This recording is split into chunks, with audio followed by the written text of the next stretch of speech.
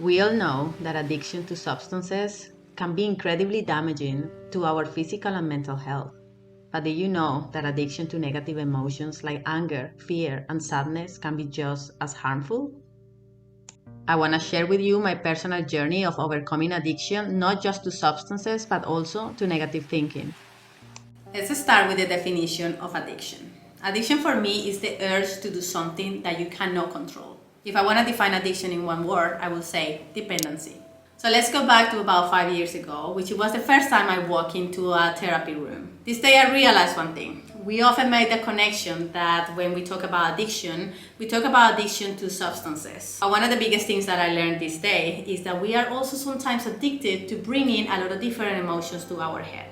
So my main issue was a combination of addiction to alcohol, addiction to food, and addiction to a lot of negative emotions. On that day, I also learned that there are several factors that takes you to addiction. So that it could be something like trauma, genetics, mental health, environment, or stress. And for me, I guess it was a mixture between environment, stress, and trauma. But what exactly did I do in order to get rid of addiction? One of the main things that I learned in the last few years is that everything starts with making a decision.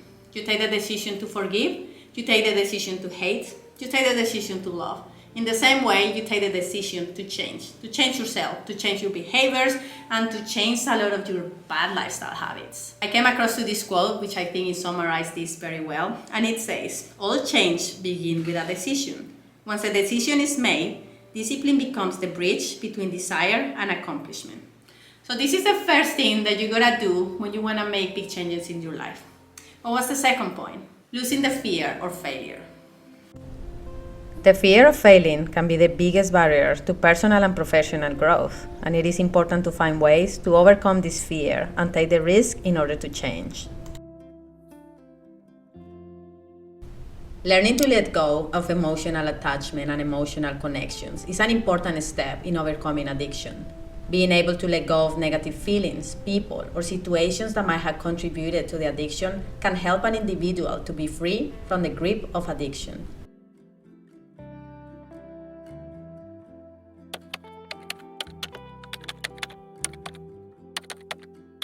Next step, routine and making healthy lifestyle changes.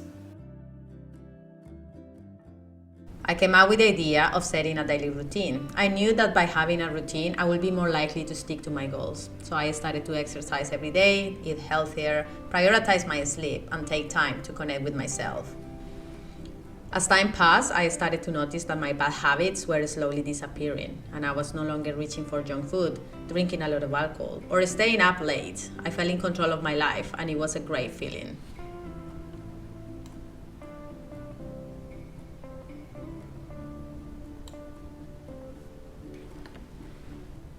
This is not easy, but it's doable. The more you repeat an action, the more it becomes just part of your daily life. And this is probably one of the biggest things that you need to do in order to achieve any goals in life.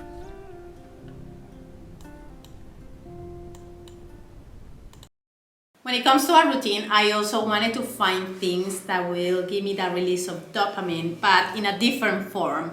So this is when I started bringing a lot of exercise into my life, because exercise gives you a lot of dopamine. But obviously being addicted to exercise is very different than being addicted to alcohol, for instance. So this is one of the things that you also need to realize, that sometimes we need to start swapping a lot of these bad lifestyle habits for good ones. And then when you understand that actually the good ones can actually make you feel even better than you expected, then it's when your mind starts making these kind of swaps around. I hope that makes sense. But the whole point here was just to really find dopamine in different things. And one of my biggest things actually was getting more connected with nature.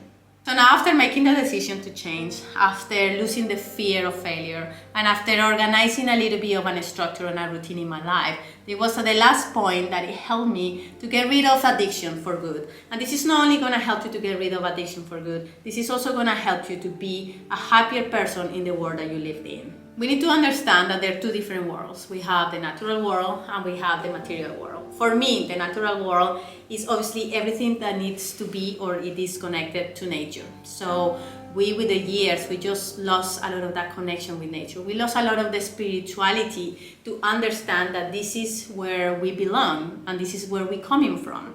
And what exactly is the material world? Well, it's obviously not hard to understand what the material world it is, because this is where we live in. Is this world is the world full of technology. It's the world that is full of, I don't know, distractions and a lot of like quick, quick things that gives you a lot of that dopamine release. And this is why addictions come from. Because for me, I finally understood that it was something deeper that it was missing in myself, and it was my connection to myself and my spirituality.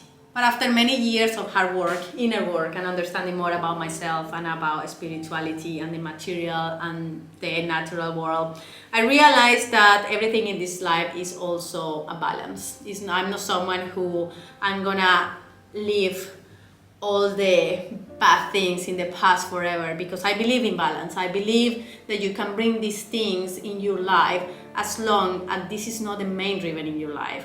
So in the end, I managed to understand myself more. I managed to get more control of my life, understanding what is the bad things that I was bringing into my life that were holding me back, but also understanding that a lot of things that can give us a lot of that dopamine release, they're actually not that bad as long as we know how to control them, and as long as we know the difference and we don't get triggered for them every single day.